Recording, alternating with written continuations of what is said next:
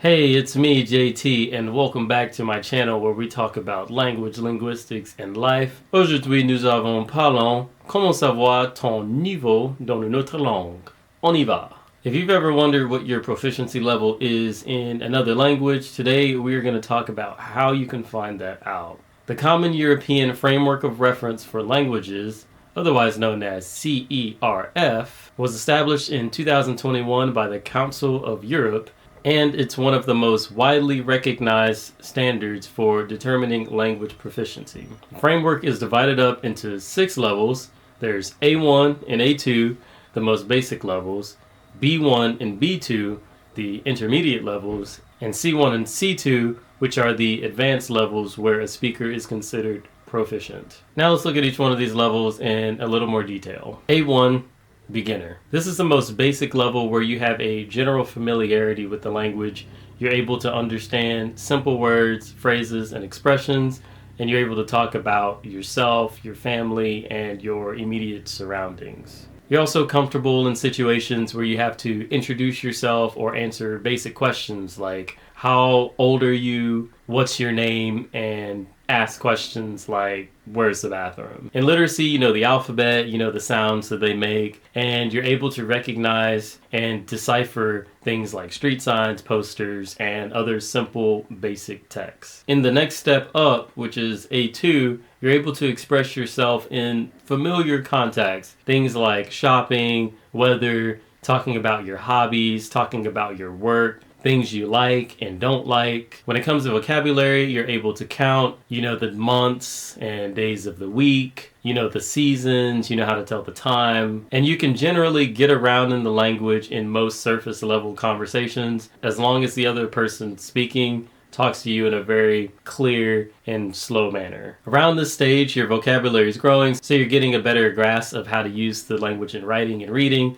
You're able to read restaurant menus, for example, and you're able to send text messages or emails whenever necessary. Up next, we get into B2, which is the first intermediate level. This is a stage where you start to get comfortable with yourself and your knowledge of the language, and a lot of the shyness that is around speaking with other people starts to go away. You can understand the main points of clear standard speech on familiar topics, and although you might not understand every word, you're able to use the vocabulary that you do know and the context that's being spoken about to get a general idea of what's being said to you. You're also a lot better at being able to express your opinion with giving specific examples of why or why not you may believe a certain thing or think a certain way. When it comes to reading, you're able to get around travel relatively easy. You can read street signs, you can read travel notifications whenever you're traveling abroad. You're likely able to read travel guides and news articles, and in your writing and speaking, you're able to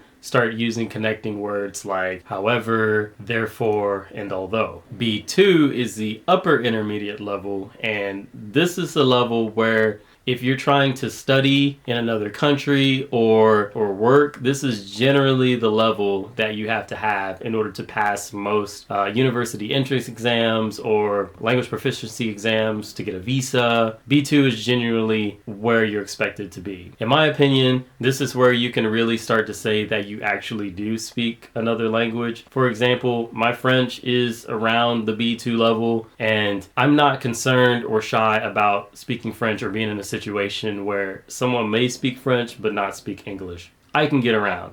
It won't be perfect, but I can get around and we can communicate. So in this level, you're able to understand extended speech, lectures perhaps in university settings, and participate in discussions on diverse topics and express your opinions more or less fluently. There's still going to be some hesitation, there's still going to be some grammatical errors, but you're able to understand other people and other people are able to understand you, and that's what's most important. B2 also equates to, in the United States, about 2 years of language study, and so you're able to read and analyze articles relatively easy.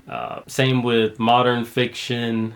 Things get a little difficult when it's older fiction, just like in English, but ultimately you're able to read comfortably. You're able to start implementing different structures in your writing and to explain different viewpoints. Next, we're getting into the advanced levels. So you have C1, which is advanced, and you're able to understand long conversations. You're able to express yourself pretty well. A lot of those hesitations with grammar are out of the window. You're not translating in your head. You've had a lot of practice with the language, and so you're able to respond in a timely manner. This is where you're communicating as if it's second nature. There's no more mental translation and hesitancy, and you can respond with spontaneity and precision. When it comes to literacy, you rise to a more advanced level of reading where you're able to comprehend more technical documents and text and analyze complex articles, as well as to write in a clear, precise, and structured manner to give arguments and be persuasive. And lastly, there is C2,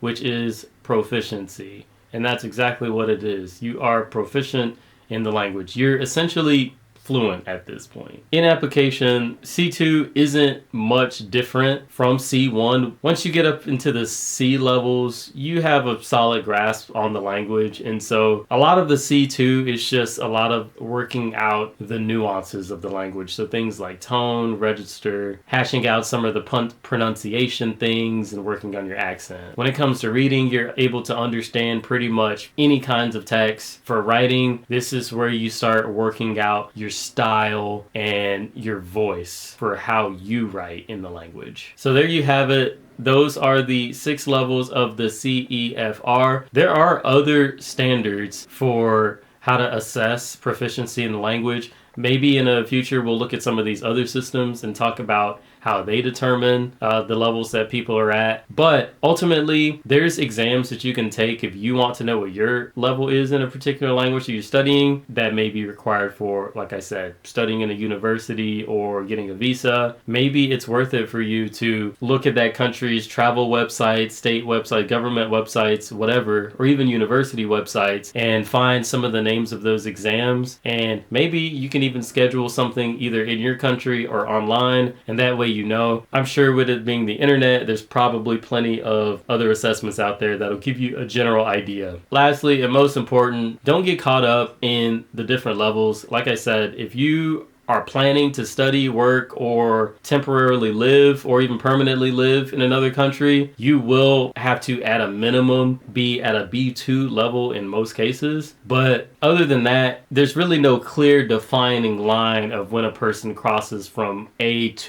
to B1, for example, or from B2 to C1, for example. And then even between the A1 to A2 and the B1 to B2, C1 to C2, there's even more ambiguity. So really don't get caught up in the legalities, if you will, in the technical details, if you will, and just ultimately know kind of what the expectations are for the different levels, and that will really help your language learning process. And so you can plan and even prepare if you do plan to take these tests. So I hope this video was informative to you. Thank you guys for tuning in, and I don't know what the next video is going to be about, so I'm going to have to think about that. But anyway, hopefully, regardless of what it is, we see you there, and until then, so long.